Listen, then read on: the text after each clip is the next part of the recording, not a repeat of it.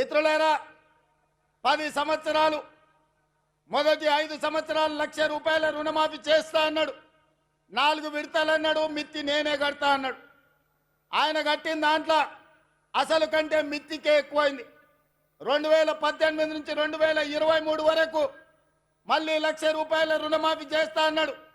మొదటి 4 సంవత్సరాలు అన్నా పైస కూడా ఇవ్వలే. ఆఖరి సంవత్సరం ఔటర్ రింగ్ రోడ్డును అమ్మి 11,000 కోట్ల రూపాయలు రైతుల ఖాతాలో వేస్తే 8,596 కోట్ల రూపాయలు మిత్తికే పోయినాయి. అసలు చెల్లించింది 2,500 కోట్లే. మిస్టర్ హరీష్ రావు గారు, మీరు వినండి స్పష్టంగా. ఆర్థిక మంత్రిగా మీరు బాధ్యత నిర్వహించింది కదా. ఔటర్ రింగ్ రోడ్డు 7,500 కోట్ల రూపాయలకు తెగ నమ్మి ఆనాడు కాంగ్రెస్ పార్టీ నిర్మించి ఒక అద్భుతమైన ఆస్తిని నగరానికి, తెలంగాణ రాష్ట్రానికి ఇస్తే దాన్ని అమ్మేసి 5 సంవత్సరాలలో రైతు రుణమాఫీ చేసింది మీరు 11,000 కోట్లు అయితే అందులో 8,500 కోట్ల రూపాయలు మిత్తికే సరిపోయినాయి. మీరు చెల్లించిన అసలు 2,500 కోట్లే. ఇవాళ ఈ వేదిక మీద నుంచి లెక్కలు చెప్తున్నా. ఇవాళ నువ్వు అనొచ్చు, పాలమూరులో మేము లేం కదా, నువ్వు ఎట్లన్నామని. ఇదే లెక్కలు అసెంబ్లీలో నేను లెక్కలు తేలుస్తా. 5 ఏళ్లలో మొదటి సంవత్సరం నువ్వు రైతు రుణమాఫీ చేసినుంటే ఈ 8,500 కోట్లు మిత్తి కాదు, రైతుల అసలు అప్పుకు సరిపోతుండే. మీరు 5 ఏళ్లలో మొదటి సంవత్సరంలోనే రైతు రుణమాఫీ చెయ్యనందుకు ఇవాళ మీరు ఇచ్చిందంత మిత్తికే పోయింది. అందుకే నేను ఆలోచన చేసిన, మా భట్టి గారి సలహా తీసుకున్నా. ఇవాళ నేను ఈ వేదిక మీద నుంచి సగర్వంగా తెలంగాణ రైతాంగానికి గొప్పగా నేను చెప్పదలుచుకున్నా. 29 రాష్ట్రాలలో ఉన్న ముఖ్యమంత్రులను కానీ ప్రధానమంత్రి నరేంద్ర మోడీని, కల్వకుంట్ల చంద్రశేఖరరావును సవాలు విసురుతున్నా.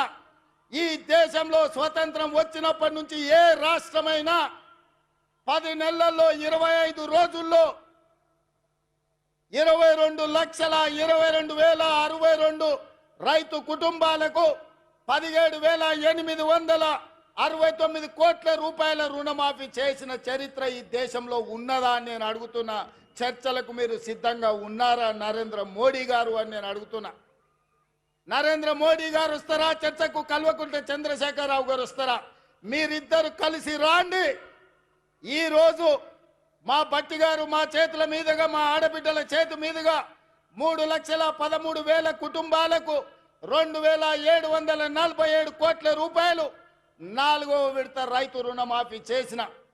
మొత్తంగా 25 లక్షల రైతు కుటుంబాలకు 21,000 కోట్ల రూపాయల రైతు రుణమాఫీ మొదటి సంవత్సరంలో చేసిన ప్రభుత్వం, ప్రజా పాలన ఈ దేశంలో ఉన్నదే అంటే అది తెలంగాణ.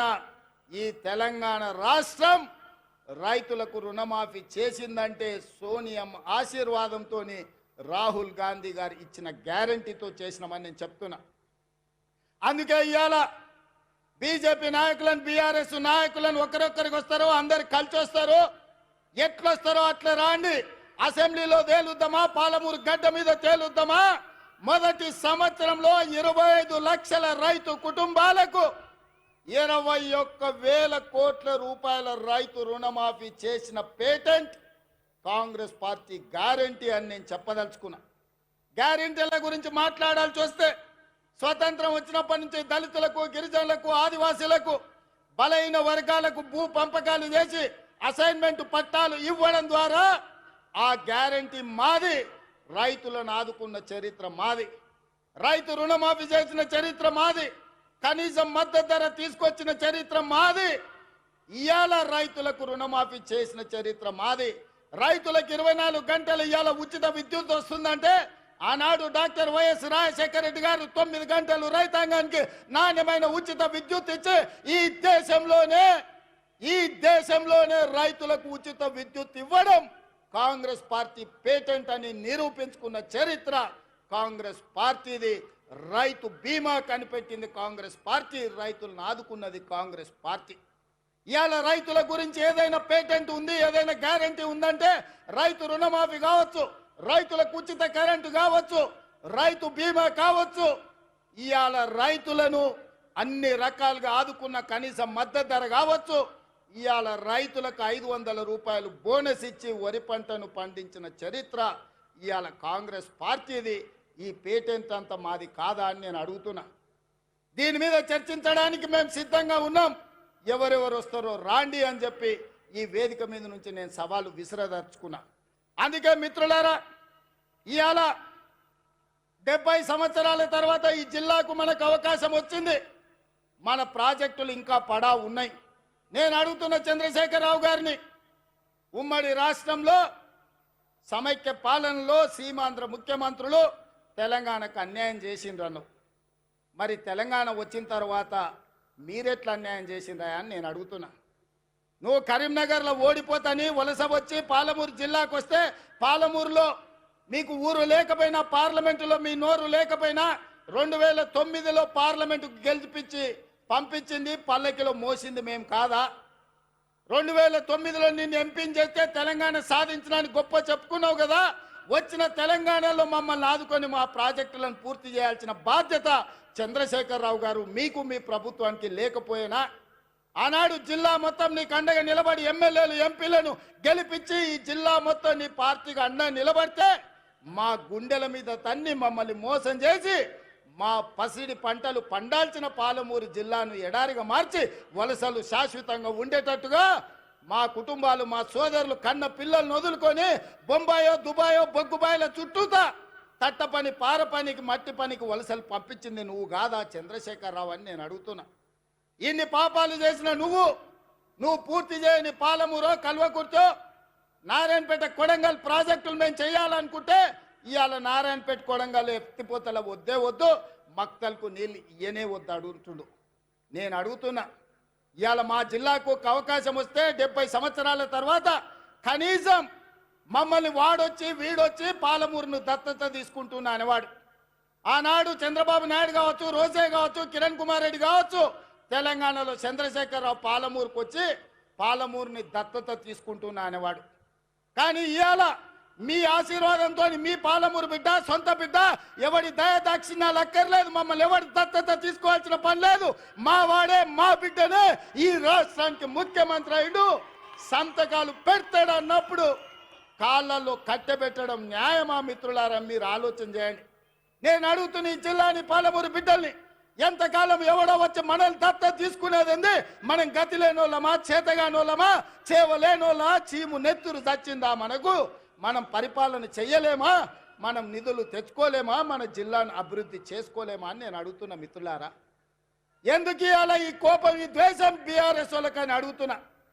ఏం నొచ్చింది? 10 ఏళ్ళు మీరు ఉన్నారు కదా, 20 లక్షల కోట్లు మీ చేతులు ఉన్నాయి కదా, 20,000 కోట్లు మా ప్రాజెక్టులు పూర్తి చేయడానికి మీకు మనసు రాలేదు. మీరు మనుషులా అని నేను అడుగుతున్నా. ఇవాళ నేను కల్వకుర్తి పూర్తి చేయాలను ఉత్తమ్ కుమార్ రెడ్డి గారు పాలమూరు రంగారెడ్డి నిత్యం సమీక్షించడం ద్వారాను, మా గద్వాల కృష్ణమోహన్ రాలపాడు నుంచి గద్వాల అలంపూర్లో మా సంపత్ కుమార్ ప్రాజెక్టు పూర్తి చేయాలని అడుగుతుంటే వాటికి నిధులు ఇవ్వాలి, నీళ్లు రావాలి అని నేను అంటుంటే మీరు అట్లెట్ల ప్రాజెక్టులు కడతారని చంద్రశేఖరరావు గారు, ఆయన కొడుకు, ఆయన అల్లుడు అంటారు. నేను అడుగుతున్నా నా పాలమూరు సోదరులు, మళ్ళీ వస్తుందా మనకి అవకాశం? ఇట్లాంటి అవకాశం మనకు వస్తుందా? ఆనాడు బూర్గుల రామకృష్ణారావు తర్వాత 70 ఏళ్ళు పట్టింది అవకాశం రావడానికి. 70 ఏళ్ళ తర్వాత వచ్చిన అవకాశాన్ని జార విడుచుకుందామా? మన ప్రాంతాన్ని మనం అభివృద్ధి చేసుకుందామా? ఆలోచన చేయమని నా బిడ్డలు, నా సోదరులు, మా అన్నదమ్ములను, మా అక్క తమ్ముళ్ళని నేను అడుగుతున్నా. ఈ అవకాశం పోతే శాశ్వతంగా మళ్ళీ రాకపోవచ్చు. అవకాశం ఇస్తే ఏం చేసుకున్నారు మీరు అని అనొచ్చు. అందుకే ఇవాళ ఎవరు ఏమనుకున్నా మక్తల్, నారాయణపేట, కొడంగల్ ఎత్తిపోతల పథకాన్ని తెచ్చినాం, మహబూబ్నగర్లో ఇంజనీరింగ్ లా కాలేజ్ తెచ్చినాం, ఇవాళ మెడికల్ కాలేజ్ కొడంగల్కు తెచ్చినాం. అన్ని కాలేజీలు, అన్ని స్కూళ్ళు, అన్ని విద్యా సంస్థలు ఇవాళ జిల్లాకు తెచ్చుకున్నాం. పెండింగ్ ఉన్న పాలమూరు రంగారెడ్డి ఎత్తిపోతల్ని మనం పూర్తి చెయ్యాలనుకుంటున్నాం. ఇవాళ ఇంతకుముందు మా మధు, లేకపోతే మా ఎన్ఎం శ్రీనివాసరెడ్డి, మా అనిరుద్ధు చిట్టీలు ఇచ్చిండ్రు, అన్న ఇవన్నీ ప్రకటించని. అవన్నీ కాదు, ఈ జిల్లాకు ఏం అవసరమైన ఒక్కొక్కటి కాదు, అన్ని మూకుమ్మడిగా ఒకే సంతకంతో ఈ జిల్లాలో ఉండే అవసరాలకు అవసరమైతే వేదిక మీద నా మంత్రివర్గ సహచరుల సాక్షిగా మా వలస జీవితాలు బాగుపడాలంటే సంవత్సరానికి 20,000 కోట్లు మా జిల్లాకు ప్రత్యేకంగా నిధులు ఇవ్వండి అని నేను అడుగుతున్నా మీ తరఫున. 70 ఏళ్ళు మాకు అన్యాయం జరిగింది, నష్టం జరిగింది. 70 ఏళ్ళు మేము కన్నీళ్లతో బతికినాం. 70 ఏళ్ళు మా పక్కన కృష్ణమ్మ గలగల పారుతుంటే తాగడానికి నీళ్లు లేక సావు చచ్చిపోయినప్పుడు నెత్తి మీద నీళ్లు చల్లుకోవడానికి కూడా మాకు నీళ్లు లేని బతుకులు మేము గడిపినాం. నేను అడుగుతున్న మిత్రులారా, ఇవాళ ఈ తెలంగాణకు నాయకత్వం వహించే అవకాశం పాలమూరు జిల్లాకు వస్తే వదులుకుందామా అని నేను అడుగుతున్నా. ఇవాళ వాళ్ళందరూ మనకు సహకరించారా? మన జిల్లా కోసం సంవత్సరానికి 20,000 కోట్ల రూపాయలు, 5 ఏళ్లలో 1,00,000 కోట్ల రూపాయలు ఈ జిల్లాకు తెచ్చుకుంటే ఈ జిల్లాలో పసిడి పంటలు పండి బంగారు భూములుగా మారవా బంజరు భూములని నేను అడుగుతున్నా. కేసీఆర్ కాళేశ్వరం ఒక్కదానికే 1,50,000 కోట్ల రూపాయలు తీసుకుపోయింది. 1,02,000 కోట్ల రూపాయలు కాంట్రాక్టర్లకు ఇచ్చిండ్రు. కట్టింది కుప్ప కూలింది. ఎవరు వెనకటికి కూడా పనిమంతుడు అంట పందిరేస్తే కుక్కతోక తలిగి కూలిపోయిందంట. ఇవాళ నేను అడుగుతున్నా, ఆనాడు మా నెహ్రూ కట్టిన నాగార్జున సాగర్ కానీ, మా శ్రీశైలం కానీ, మా జూరాల కానీ, మా శ్రీరామ్ సాగర్ కానీ, మా శ్రీపాద ఎల్లంపల్లి కానీ ఒక్కసారి చూడండి. ఎన్ని వర్షాలు వచ్చినా, ఎన్ని తుఫాన్లు వచ్చినా ఏమైనా ప్రాజెక్టులు నిటారుగా నిలబడ్డాయి, ఈ జాతికి సేవలు అందిస్తున్నాయి. కానీ కేసీఆర్ కట్టింది కుప్ప కూలింది. కేసీఆర్ కట్టి కూలగొట్టి కమిషన్లు మెక్కిన కాళేశ్వరానికి 1,50,000 కోట్లు తీసుకపోతే నా జిల్లా కోసం, నేను పుట్టిన గడ్డ కోసం, ఈ గడ్డ కోసమే ఈరోజు రాజకీయాలలో ఈ కుర్చీలో ఉన్న నా కోసం 5 ఏళ్లలో 1,00,000 కోట్లు మా మిత్రులు ఇవ్వరా నేను అడిగితే నేను ఈ నిధులు తేనా అని నేను అడుగుతున్న నా జిల్లా సోదరులను.